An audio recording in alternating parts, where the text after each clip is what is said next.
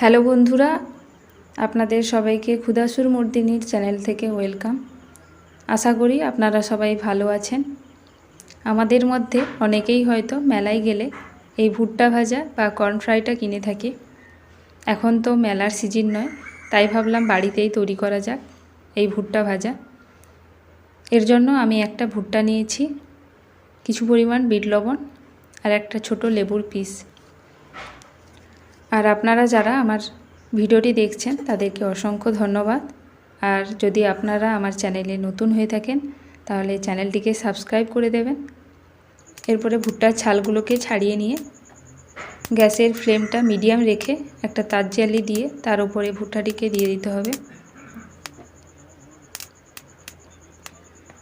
এদিক ওদিক করে নিতে হবে যাতে ভুট্টার সব দিকটাই ভালোভাবে রোস্ট হয়ে যায়। তারপরে রোস্ট করা হয়ে গেলে লেবুর সঙ্গে বিট লবণ মাখিয়ে নিয়ে ভুট্টাটির গায়ে সব দিকটাতেই ঘষে দিতে হবে। তারপরেই রেডি হয়ে যাবে মেলার দোকানের মতো ভুট্টা ভাজা বা কর্ন ফ্রাই।